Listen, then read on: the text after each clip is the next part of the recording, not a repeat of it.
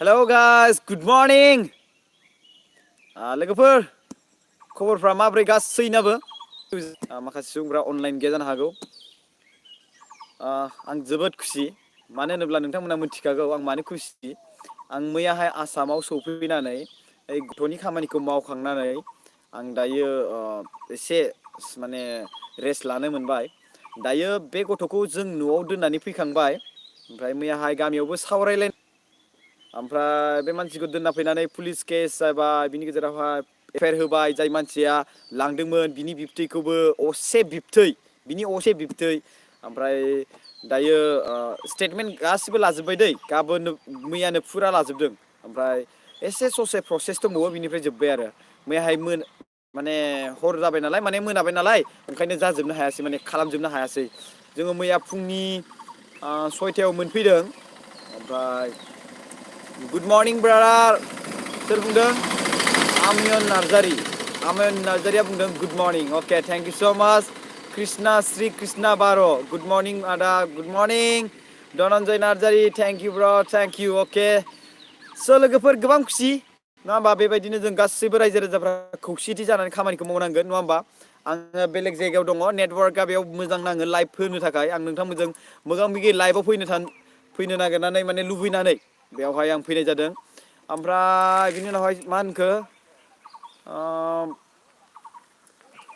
रैखाथि सोर मा होनदों? दैमारि जिउ दैमारि अके ओइ होनना बुंबाय बियो मा जाखो? हारसन मर्निं आदा मर्निं फैदों दे दादा। सोमखोर बसुमतारी दे आदा जोबोर खस्थ' मोनबायसो दा दे जेबो नङा बेफोरो मिथिबायना। अबेयाव दं आदा? आङो दायो काजलगावआव दङ।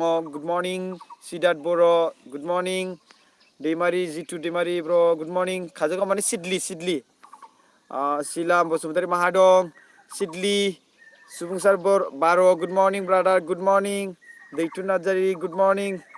मर्निं मर्निं मर्निं मर्निं गासिखौबो आं खेबसेनो बुंबाय मर्निं। अके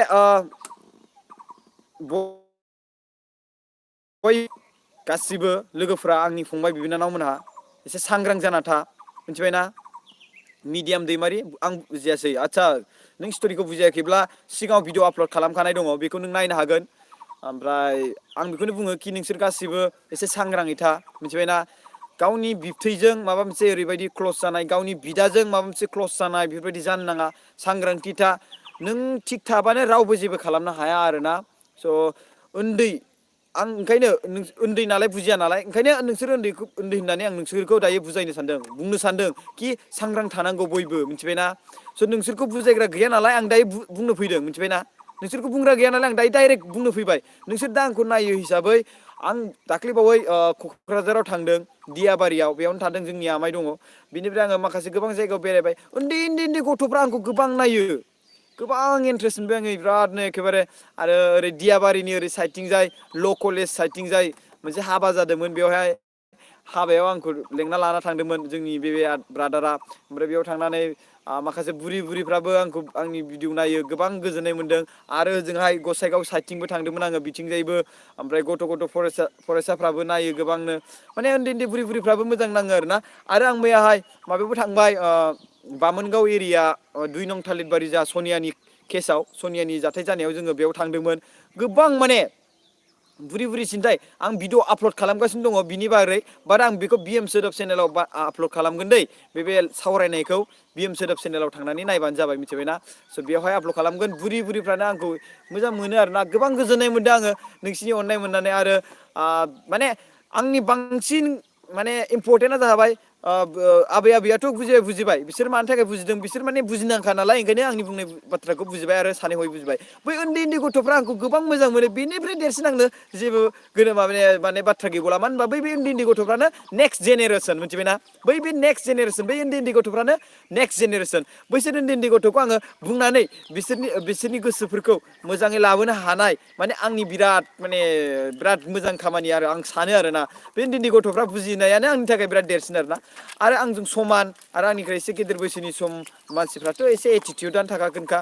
जों बैसोजों नायलायनानै आरोना आंनि समाननि बैसो बै आंनि समाननि बैसो बेफोरथ' थालायगोन बाट आं बेफोरखौ जेबो साना इगनर देम नङा होमबा इगनर देम बिसोरनि खामानिखौ मावदों आं आंनि खामानिखौ मावगोन नङा होमबा इगनर देम बिसोरखौ नङा होमबा स' सिला बसुमतारी बुंदों जोंनि गामियावबो फैदोंना दा नोंसोरनि गामियाबा माबायदि आं बेखौ मिथिला आङो 2 नं थालिरबारियाव थांदों ओरै बेंटल माने मोनहैहां जाहैदोंमोन आरोना बेंटल साइड मोनहैहां ओमफ्राय जों सिगांग्रो सिडलीनि एबसु आनसलिकआव हाबबाय एबसु आनसलिकनिफ्राय पुलिस स्टेसननिफ्राय जिएसपि हस्पिटाल बिनिफ्राय जों डाइरेक्टलि माबायाव थांबाय चिरां डिस्ट्रिक्टनि जुडिसियेल कर्टआव थांबाय आरोना ओमफ्राय बिनिफ्राय डाइरेक्टलि जोङो माबानि काजलगावनि बे माबा मार्केटआव फैनानै हटेल सिफुङाव जोङो ओंखाम जानानै बे गथ'खौ जोङो न'सिम दोनना फैबाय आरो ओमफ्राय बेवहाय रायजो राजाफ्रा गोबां जुथुम जाना दंमोन आंखौ फैगोन होननानै थेंक इउ स' माच 2 नं थालिरबारिनि बामोनगाव एरियानि रायजो राजाफोर नोंथांमोना आंखौ नायनो होननानै फैनायनि थाखाय बिराद गोजोननाय मोनदों आङो ओमफ्राय आं नोंथांमोननि भिडिअखौनो आपल'ड खालामगोन आं बावैनो इडिट खालामगासिनो दङ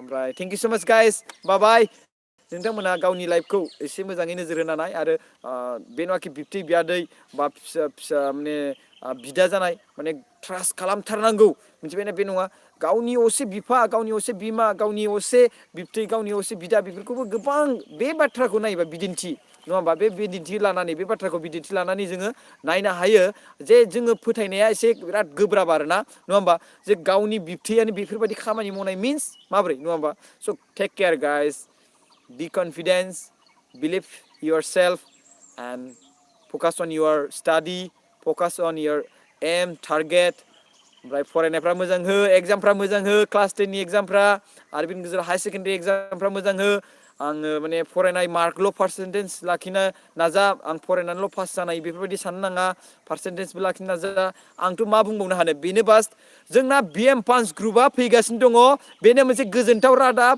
जोंना लाइसेन्स मोनसिगोन आइ कार्ड मोनसिगोन नोंथांमोना जोंनो डनेसन होनो बे समाव हासिगोन आरो बे डनेसननि दारैनो जोङो फुरा गामि गामि बेरायनानै जायनि न'खराव बा माबा मोनसे अबेबा जायगायाव गोनांथि बेखौ जोङो खामानिखौ मावनो स्टार्ट खालामसिगोन बाट बेफोर गासिबो जों खौसेथि जानानै मावनांगोन आरो बेफोर गासिबो स्टेटमेन्टखौ जों अनलाइन खालामनाय जागोन थेंक इउ स' माच गाइस आं नोंथांमोननि सिगाङाव आपडेट खालामबाय थागोन बाय बाय